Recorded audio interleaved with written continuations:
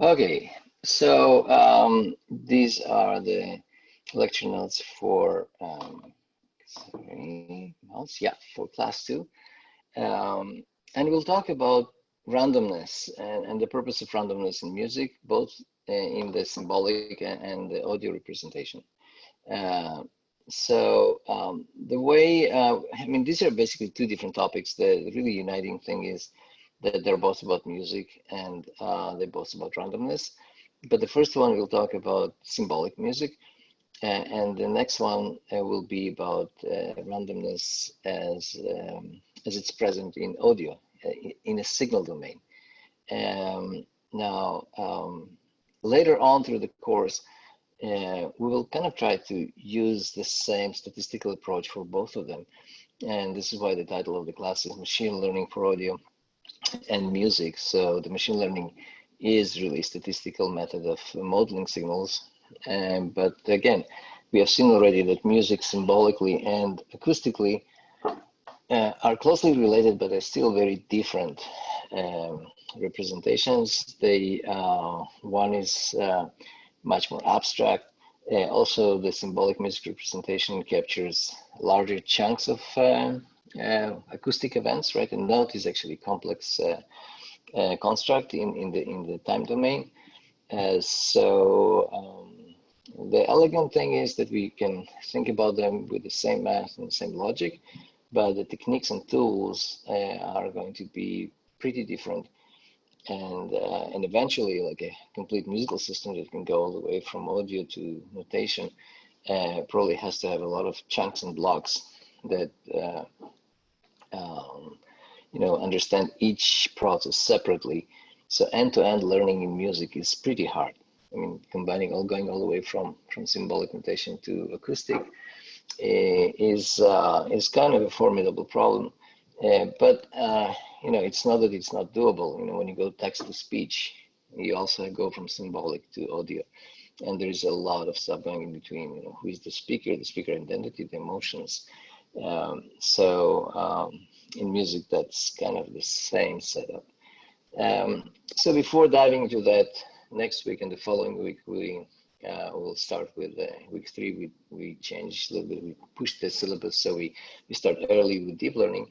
But next week will be focused on statistical models. But this is kind of a taste of the subject. So what is aleatoric music and what stochastic processing music have to do with what we're trying to do in this class? So historically, and also this is your first homework, first exercise, or the first question in the first homework, is so-called a musical dice game, or in German, musikalisches Würfelspiel. I don't speak German, so I apologize if I totally slaughtered this. And this is it's a method, I would say, method of composition. It's game-like, so you can call it a game. It is attributed to Mozart, but as far as I've read or heard about this method, people claim that this was kind of an established technique, and other composers or even amateur musicians would compose these booklets that would allow you to play this dice game, musical composition game. So what is this game? What are these booklets? So what we have is these two matrices. And in the notebook, you actually have these matrices with these numbers.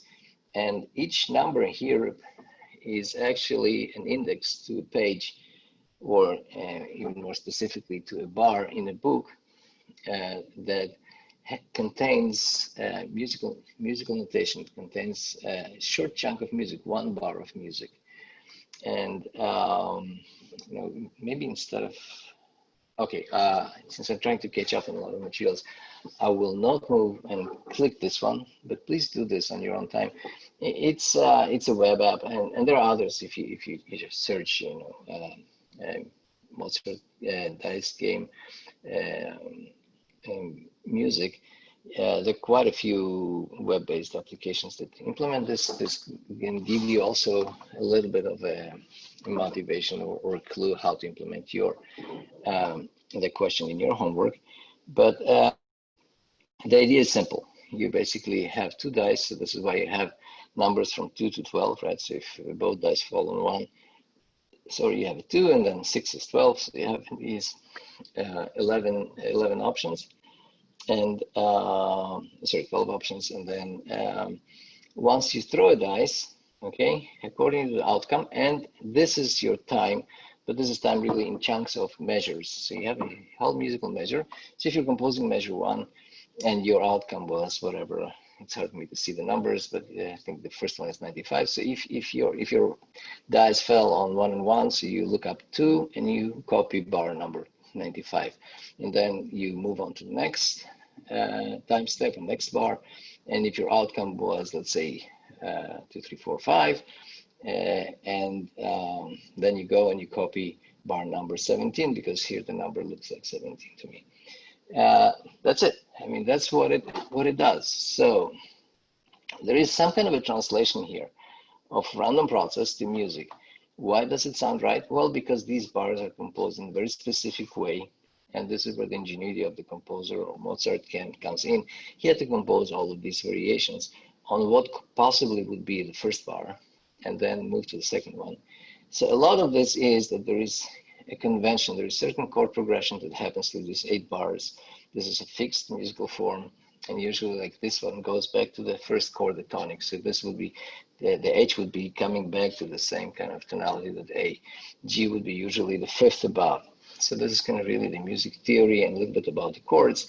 But he was able to compose all these different versions of possible bars that would nicely fit, or at least in this case, with like a resolution going from 5th to 1 that will resolve, and it will sound natural. So you could have all these possibilities. Like if you're in the first one, it would sound good with the next one, but it will sound good also with the 1 down and 2 down and so on. So you can think about all the trellises, all the possible paths through this graph, which are all the combinations. So you can do the math and see how many combinations or possible trajectories you can find.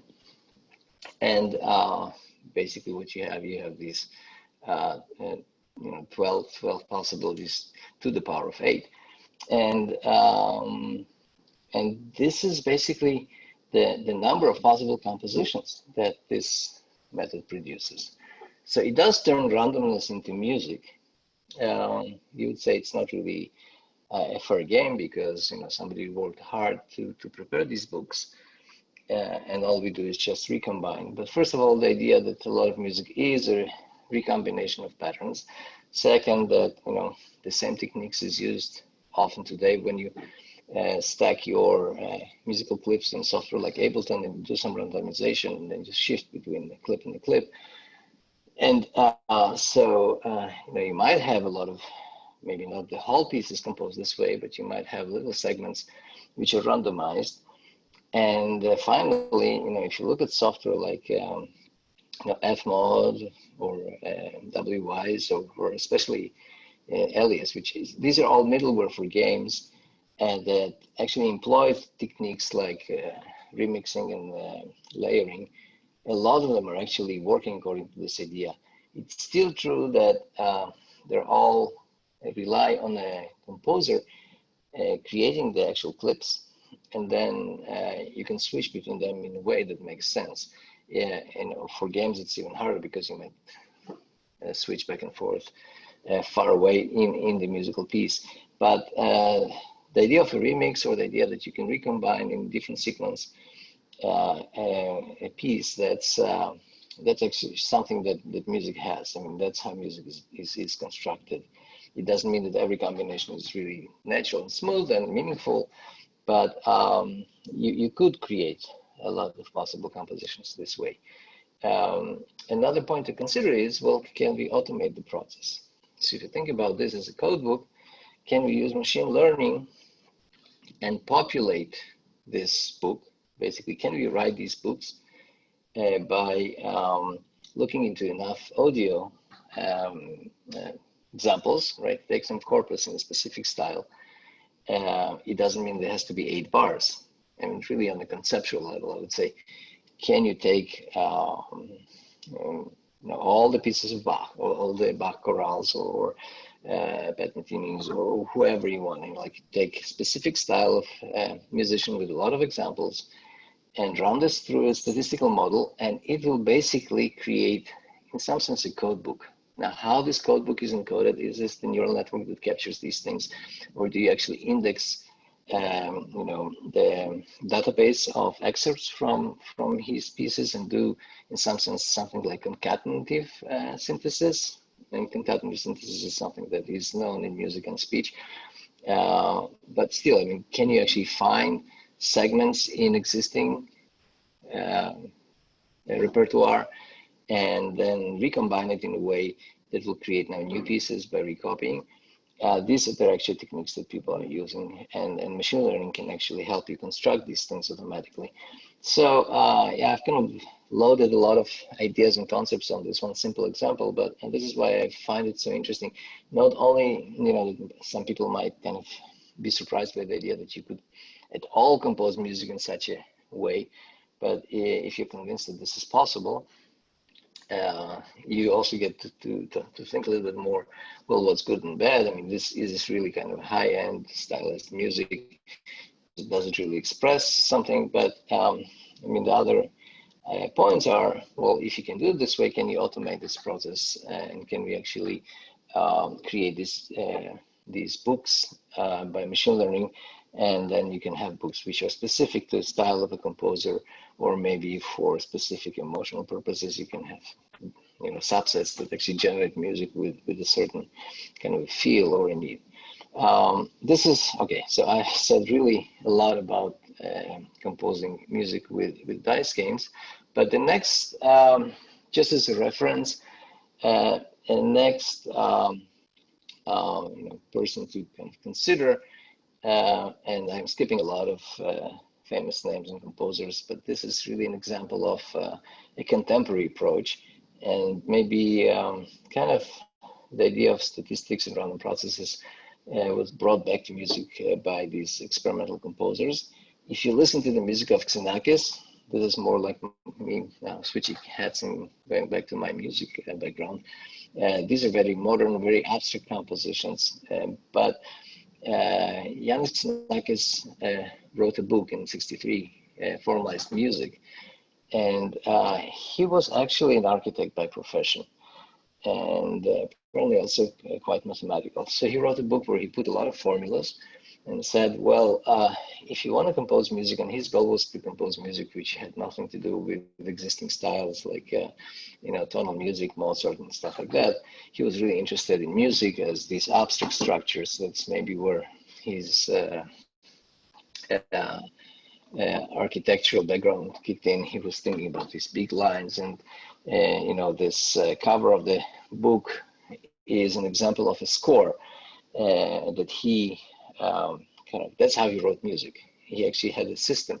He still has a system. There is an institute in Paris that actually implements UPIC. He had this system where you could basically draw spectrograms if you wish, or something that would look like spectrogram, and it will invert the spectrogram and create very abstract music. So, so we have seen one example, right, like that before, of a noise music in FX Twins that. If you find a clip that's from the introductory lecture, listen to this. This is kind of pretty much a noise music, but I think for them it was more like an anecdotal thing that you can create noise that looked like a face. He would actually compose with these structures, because you think about like masses of sounds flowing from left to right and then clashing, stuff like that.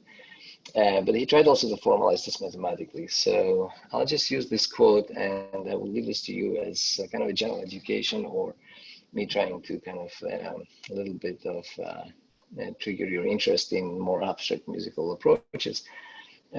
So what he said is that, since antiquity, the concepts of chance or type, disorder, ataxia, disorganization were considered as the opposite and negation of reason, logos, order, taxis, and organization, systasis. So the stochastic process is an asymptotic evolution towards a stable state, towards a kind of a goal. The stochos, whence comes the adjective stochastic. So instead of defining what is a stochastic process mathematically, we should maybe at a certain point really define what is a stochastic process. There is a mathematical definition, at least in the sense of stochastic music. It is this idea that we use chance and create processes or sequences of random results, but they have some sort of a structure. And this structure means that they're not totally random. They might get to some kind of stable state. Just one point where he kind of opposes or juxtaposes or opposes the reason, the logic versus the randomness. Well, I mean, you can think about this a little bit in the sense of, traditional AI trying to write, logical statements or languages, formal kind of transformation grammars to represent things, and then the machine learning approaches treat everything as a random process where all you need to do is find the way to map randomness to structure. And they're also valid. I mean, the fact is that today we really find statistical approaches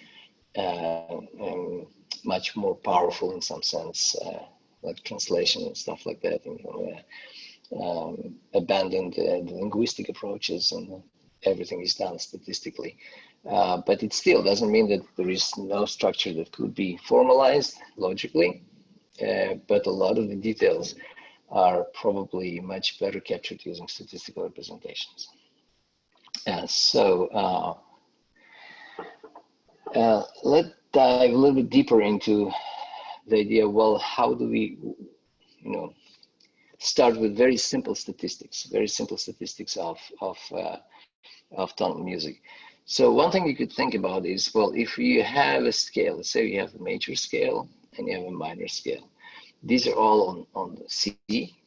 So for those who, we kind of mentioned scales and notes in the first introduction, but for those who are still kind of not very comfortable with musical concepts, scale starts with a certain note and goes up an octave.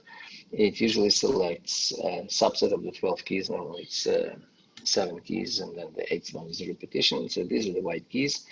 And the major is usually the happy, and the minor is sad. And the reason it kind of becomes the way it sounds is that the third step is half step down, and the 6th and the 7th steps are usually lowered also by half a tone. So you can go like, this is basically white, white, black, white, white, black, black, white, okay? Instead of everything is being white here. And a lot of music is written either in a major key or a minor key. Of course, they're not all written in C, but let's say you can also always shift your musical piece to a C. So once you have these musical pieces, and let's say you have 2 sets of music, one in major and one in minor, you can now create a histogram, basically calculate the probability of a note for each one of these bins. You have like really 12 notes, but you kind of like sum them throughout. So on all possible 12 notes that can appear in a musical piece, you create a histogram. Histogram, basically you compute how many times the note appeared, either in absolute number or relative to the total number of notes in your musical piece, and then you give these ratings or whatever. So it appears that, pieces that are mostly major will be having more notes which correspond to the white key, but also it will have a lot of notes which correspond to the first note, basically the tonic, the C, a lot of G, which are fifth apart. So when we spoke about going G to C as usually kind of a resolution, this is a typical Western music kind of step. You kind of climb all the way to the 5th note, and from there you dive back to 1. Many times, the F kind of is preparing the G, but apparently also E is very popular. A less, D is less, and the sharps, the C sharp here, or the G sharp, the F sharp, are very random. They might happen as passing tones. They might happen for many other reasons, But you could say this is a profile, and when you look at a minor profile, you would see that actually the F is used less. You use much more the E flat here, or the D sharp, the E flat, the tonic, the fifth. And it might be a little bit surprising, but this is what the statistics of major and minor key look like. First order statistics, basically just the probability of a note. And these key profiles with slight changes, because it depends on how you train it and how you estimate them, are used as a templates to find out if your piece is in major key or in a minor key. So this is a key finding algorithm. Krumhansel and others actually came up with this idea. You can even generalize this, and I hope that I have a bar showing here of the Zoom, so I hope it doesn't show in the video. This is an excerpt from a PhD actually dissertation of a student of Lawrence Sol, with us here in the machine learning, right? And her dissertation was about kind of generalizing this idea to topic models. So topic models are basically these vectors that represent distributions of words in text. So kind of applying this with much more sophisticated graphical model. And she came up with these ways of analyzing tonalities of a piece. If you have a bar and you can use these topic models that were trained, you can see that, it seems that if you think about the key as a topic, okay, and then you can see that, this is the right hand, left hand. This bar is mostly written on the topic of C minor, if you want. This keeps on going C minor, but then as the work progresses, it jumps suddenly to mostly the right hand would be kind of recognizing a topic or shifting to a key of E flat. This one, the E flat or D sharp, okay? So E flat major. And while the left hand still kind of mostly stays in the C minor, and they're kind of related keys, so you can decide if you want to aggregate these topics. And then it moves to A flat major and a C minor in the second hand, but together they maybe are a combined topic. So these are more like classification approaches, but still, this is a way to look at notes and start extracting some statistics. And if you want to generate, well, you can try and go and now use some kind of a very simple statistic like this and start now throwing a dice. So now we're not doing the Mozart dice game where we throw a dice and we basically select the whole bar. We throw dice and select a single note. And you can imagine that this will not be very musical, but still, it will probably just generate something that has more of a major topic or minor topic or a specific key topic. So, the last slide, and I will kind of skip most of it, but there is one part that I want to go through because it kind of introduces a lot of the generative purposes. So I will actually talk a little bit about the slide. I will stop the recording, then I'll go back to the slide and go through a presentation which is linked at the bottom, which I find very fun and valuable and also amusing. But these are examples of these two. Just check them out on your own. They're random music generators where you actually specify something about the distribution of individual notes. So you treat the notes as some kind of a multinomial distribution. Basically, you have these 12 possible notes or notes across different octaves. You might have you might select the octave and the note within the octave, kind of reminding that the chroma representation where you separate the notes from their height. But you define some kind of random process on the nodes, and then you create these nodes, and these apps will allow you to generate, either play in the browser or generate a MIDI file. So you'll have to download and open this in one of the software like we showed before, like LMMS or the music score notation to be able to hear them.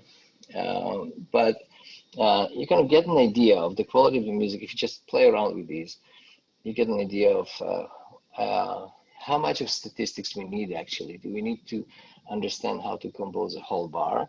And can we create a model that through random process we generate bar long music, and maybe we have more than 12 examples per bar, but it still kind of has to generate a chunk of musical notes, or we can generate them note by note, or some kind of a combination of thereof. So, and this is just an example to show the basic logic, let's say in Python. This one uses some package that we were not going to use in the homework, but I mean, just for the sake of the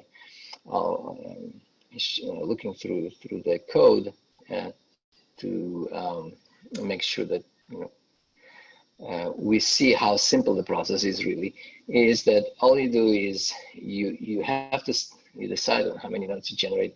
You have some template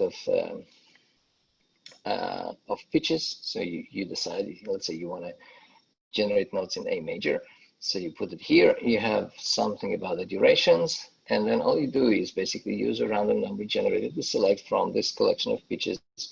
You have another random generated to select from the possible durations. You concatenate them, and this package with a note sequence actually creates some structure that then is written to a MIDI file. There are other packages that would handle this whole transition between Python structures to MIDI, but I wanted just kind of to show this. Yeah, so you can basically decide on collection of pitches, collections of durations, and start generating using this way. And these are a little bit more elaborate examples of these. So I will stop for a second now, and then I'll go back, and I want to go with you through this, the last link on the page. Okay.